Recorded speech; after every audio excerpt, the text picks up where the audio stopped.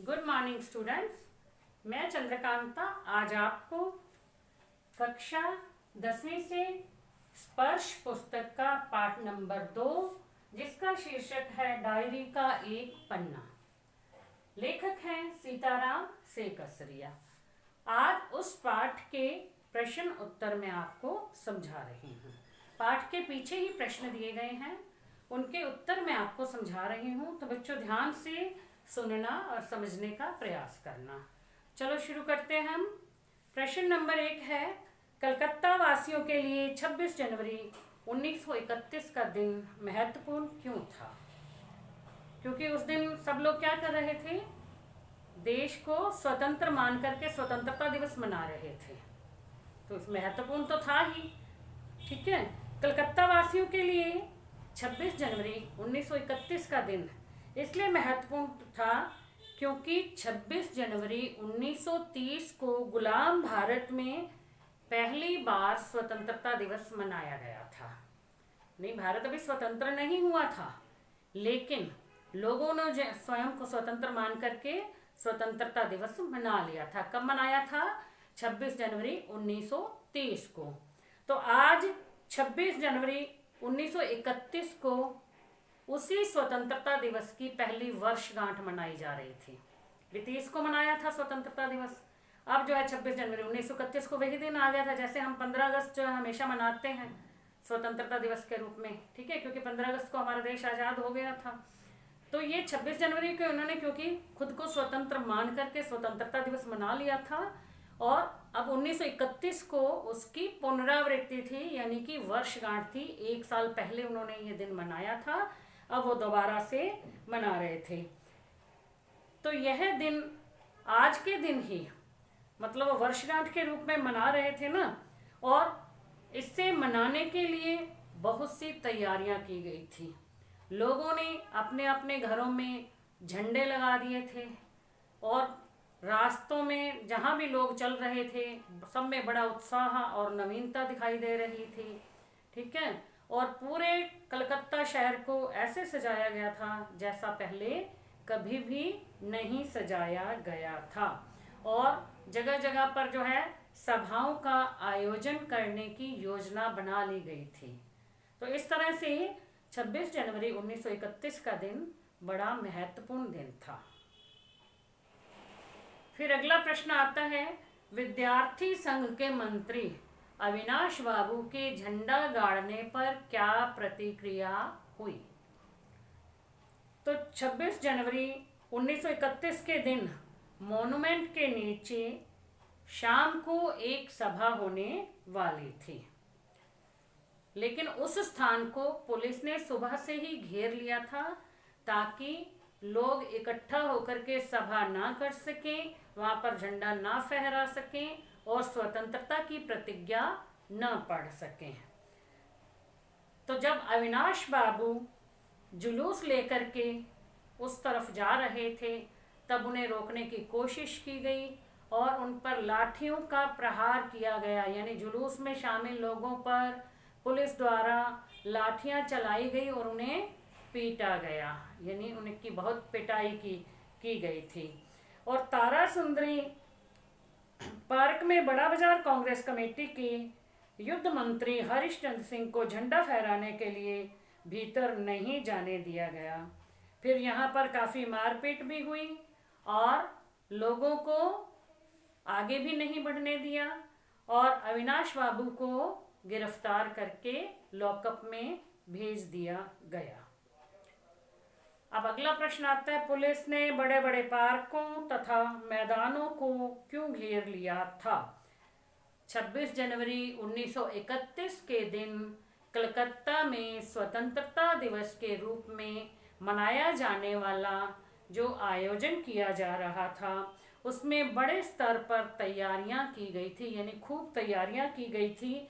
लोगों में भारी उत्साह था, लोगों ने अपने अपने घरों के ऊपर झंडे फहरा दिए थे, और अंग्रेज सरकार को खुली चुनौती देकर के यह काम किया गया था, यानी अंग्रेजों के कानूनों का विरोध किया गया था। तब लोगों ने वहां पर जो है सभाएं करनी थी पार्कों में और मैदानों में, जो बड़े बड़े पार्क मैदान थे, लोग वहां इकट्ठे होकर के सभा करेंगे तो वो कोई ना कोई कानून तो तोड़ेंगे ही तोड़ेंगे। और अंग्रेज सरकार यह नहीं चाहती थी कि लोग कहीं पर भी इकट्ठे होकर के किसी सभा का आयोजन करें और झंडा फहराएं या स्वतंत्रता की प्रतिज्ञा पढ़ें, ऐसा वो नहीं चाहते थे। इसलिए उन्होंने क्या किया था कि अंग्रेजों के पुलिस अधिकारियों ने सुबह सुबह ही बड़े बड़े पार्कों तथा मैदानों को चारों तरफ से घेर लिया था, यानी वहां पर वो आकर के तैनात हो गए थे ताकि दूसरे लोग वहां पर ना पहुंच सकें। 26 जनवरी 1931 के दिन को अमर बनाने के लिए क्या क्या तैयारियां की गई थी। अब ये 26 जनवरी 1931 का दिन भारत के इतिहास में बड़ा महत्वपूर्ण दिन था। 26 जनवरी 1930 को गुलाम भारत में पहली बार लोगों ने स्वतंत्रता दिवस मनाया था और आज 26 जनवरी 1931 को उसी स्वतंत्रता दिवस की पुनरावृत्ति थी, यानी कि वर्षगांठ मनाई जा रही थी। 1 साल हो गया था, अब दोबारा लोग जो है उससे मनाने के लिए बड़ी तैयारियां कर रहे थे। सभी लोगों ने घरों को सजाया था, घरों पर झंडे फहराए थे और इस काम के लिए मतलब 2000 रुपये भी खर्च किए गए थे। सारे रास्ते में जहाँ से भी लोग चलते हुए जा रहे थे तो उन्हें ऐसा लग रहा था कि आज जितनी सजावट इस कलकत्ता शहर में की गई है, ऐसी सजावट पहले कभी नहीं देखी गई है। और मॉन्यूमेंट के नीचे यानी स्मारक के नीचे बड़ी सभा का आयोजन भी किया गया था। अब अगला प्रश्न है, पुलिस कमिश्नर के नोटिस और काउंसिल के नोटिस में क्या अंतर था। अब क्या निकाला था पुलिस कमिश्नर ने नोटिस? पुलिस कमिश्नर का नोटिस निकाला गया कि अमुक अमुक धारा के अनुसार कहीं पर भी किसी प्रकार की कोई सभा नहीं हो सकती। यदि कोई व्यक्ति किसी सभा का आयोजन करेगा या सभा में भाग लेगा तो उसे दोषी माना जाएगा। और अब दूसरा नोटिस था काउंसिल की तरफ से। क्या नोटिस निकाला गया था? काउंसिल की तरफ से नोटिस निकाला गया था कि शाम को ठीक 4:20 पर 24 मिनट पर मॉन्यूमेंट के ऊपर झंडा फहराया जाएगा, स्वतंत्रता की प्रतिज्ञा पढ़ी जाएगी, सभी लोगों का उपस्थित होना अनिवार्य है। एक तरफ तो क्या उन्होंने तो कहा कि नहीं सभा हो सकती, जो जाएगा वह दोषी समझा जाएगा, लेकिन काउंसिल ने कहा कि सभा होगी और सभी का पहुंचना जरूरी है। अब धर्म तल्ले के मोड़ पर आकर जुलूस क्यों टूट गया था? सुभाष बाबू के नेतृत्व में जुलूस बड़े ही जोश के साथ आगे बढ़ रहा था। बहुत से लोग जुलूस में शामिल थे, उसमें स्त्रियां भी शामिल थी।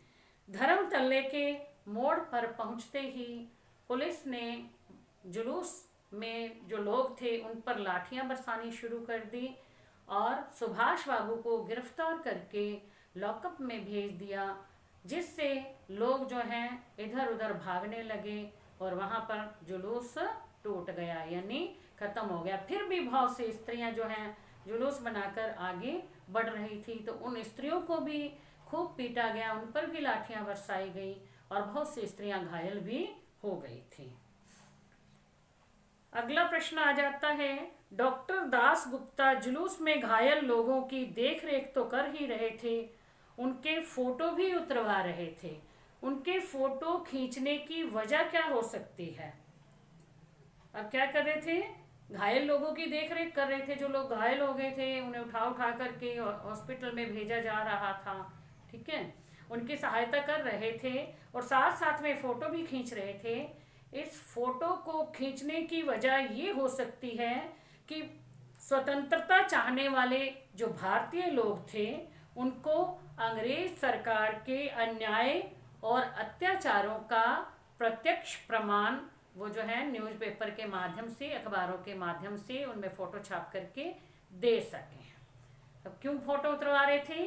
ताकि लोगों को पता चल जाए, मतलब जो लोग देश की स्वतंत्रता चाहते हैं उन लोगों को ये पता चल जाए कि अंग्रेज सरकार कितनी बेरहम है और कैसे वो लोगों पर लाठियां बरसा बरसा करके उन्हें घायल कर रही है, उन पर अन्याय और अत्याचार कर रही है। इसका प्रत्यक्ष प्रमाण लोगों को दिखाया जा सके, ताकि अंग्रेजों की क्रूरता को देखकर लोग जागरूक हो जाएं तथा एकजुट होकर देश की स्वतंत्रता के लिए अंग्रेजों द्वारा बनाई गई गलत नीतियों का यानी गलत कानूनों का विरोध करें। फिर एक कारण यह भी हो सकता है कि अंग्रेज सरकार को भी यह पता चल जाए कि उनकी नींव अब हिल चुकी है और अब वह दिन दूर नहीं है जब देश स्वतंत्र हो जाएगा, जब अंग्रेजों को भारत छोड़ करके जाना पड़ेगा। एक तो दो कारण तो ये हो गए।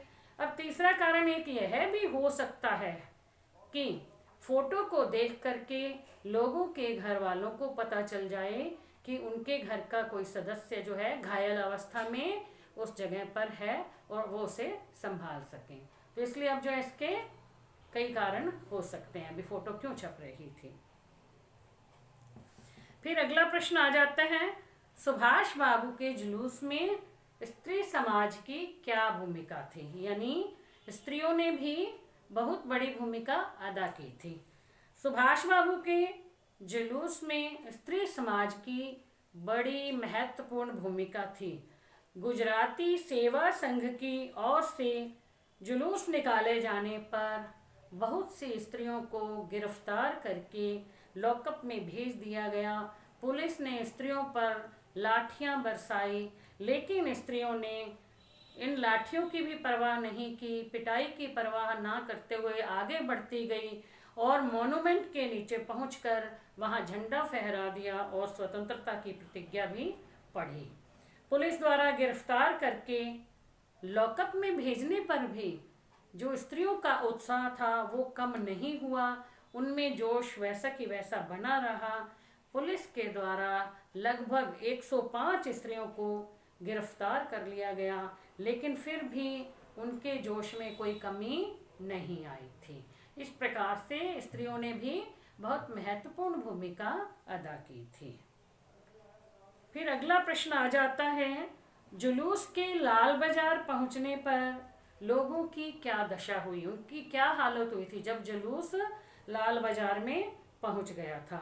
जुलूस के लाल बाजार पहुंचने पर पुलिस ने भीड़ पर लाठियां बरसानी शुरू कर दी थी, जिससे भीड़ तितर बितर हो गई। यानी जब लाठियां पड़ती हैं तो कुछ लोग इधर भागे कुछ उधर भागे, वो एक जगह एक बार छूट जाती है, चाहे दोबारा से वहीं पर इकट्ठे हो जाए। तो पुलिस ने लाठियां बरसानी शुरू कर दी, जिससे भीड़ तितर बितर हो गई, यानी इधर उधर भाग गई। सुभाष बाबू को पहले ही गिरफ्तार करके लाल बाजार के लॉकअप में भेज दिया गया था। अब जुलूस में लगभग 200 आदमी घायल हुए थे और जिनकी हालत गंभीर थी। इतना सब होने के बाद भी लोगों में जोश और उमंग की कमी नहीं आई थी। लोगों ने जिस कार्य को करने के लिए ठान लिया था कि आज वो स्वतंत्रता दिवस मनाएंगे, उसे मना करके ही दम लिया था। उन्होंने सोचा था कि हम मॉन्यूमेंट पर झंडा फहराएंगे, स्वतंत्रता की प्रतिज्ञा पढ़ेंगे, तो वह वैसा ही किया गया था। अब इसका अगला प्रश्न आता है, प्रश्न नंबर 8। जब से कानून भंग का काम शुरू हुआ तब से आज तक इतनी बड़ी सभा ऐसे मैदान में नहीं की गई थी, और यह सभा तो कहना चाहिए कि ओपन लड़ाई थी, यानी आमने सामने लड़ाई करना, चुनौती जो दे करके। यहाँ पर कौन से और किस कानून को लागू होने पर भंग करने की बात की गई है, मतलब कौन सा कानून है जो लागू किया गया था और उसे फिर भंग करने की बात की गई है। पाठ के संदर्भ में बताना है हमने, जो पाठ में दिया हुआ है, जैसा पाठ में लेखक ने बताया है उसी के आधार पर हमें बताना है। अब यहाँ पर स्वतंत्रता संग्राम के उस प्रसंग का वर्णन किया गया है जब अंग्रेजों ने अपने शासन को बचाने के लिए, क्योंकि अंग्रेजों का शासन था ना, भारत तो गुलाम था, तो अपने शासन को बचाने के लिए भारतीयों के आंदोलनों को, जो आंदोलन कर रहे थे, उनकी सभाओं को और जो जुलूस निकाल रहे थे उन्हें गैर कानूनी घोषित कर दिया था। ठीक है, किस प्रसंग का वर्णन किया गया है? जब भारतीयों ने जो भी आंदोलन किए थे या जो सभाएं करनी थी या जो जुलूस निकालने थे उनको गैर कानूनी घोषित कर दिया गया था। यानी अंग्रेजों के अनुसार इनके आंदोलन करना, सभाएं करना, जुलूस निकालना कानून में नहीं है, ये काम नहीं कर सकते, ये गैर कानूनी है। किंतु फिर भी भारत की जनता पर इसका कोई प्रभाव नहीं पड़ा। देश का हर व्यक्ति आज़ादी की लड़ाई में अपना सब कुछ न्यौछावर करने को तैयार था। भारतीयों ने अंग्रेजी शासन की कानूनी व्यवस्था को मानने से साफ इनकार कर दिया था। ओपन लड़ाई थी, यानी कि अंग्रेजों के द्वारा बनाए गए कानूनों का विरोध होने लगा था। अब लोग डर नहीं रहे थे अंग्रेजों से कि यदि हम ऐसा कुछ करेंगे तो हम पकड़े जाएंगे या हमें पीटा जाएगा या हमें मार दिया जाएगा। इस बात से वो नहीं डर रहे थे। उनके द्वारा स्वयं को स्वतंत्र घोषित करना तथा 26 जनवरी 1931 के दिन को स्वतंत्रता दिवस की वर्षगांठ मनाना उनके मनोबल और विद्रोह का प्रतीक था। यानी बहुत इससे पता चलता है कि वे उनका मनोबल बहुत बढ़ रहा था और वे अंग्रेज सरकार का विरोध कर रहे हैं, उनके मतलब विद्रोह करने को तैयार हैं। और ऐसा करना बिल्कुल सही भी था। इस समय देश के विभिन्न राष्ट्रीय संगठन एकजुट होकर पराधीनता की जंजीरों को तोड़ने का प्रयास कर रहे थे। मतलब स्वतंत्र होने के लिए प्रयास कर रहे थे, अपने देश को स्वतंत्र करवाना चाहते थे और सब लोग इसमें शामिल थे। वो अपना सब कुछ न्यौछावर करने को तैयार थे। तो बच्चों, अभी मैं आपको इतने प्रश्न ही समझा रही हूँ। ये 1 से 8 प्रश्न मैंने समझा दिए हैं। अब आगे के जो प्रश्न हैं वो मैं आपको नेक्स्ट वीडियो में समझाऊंगी। Thank you.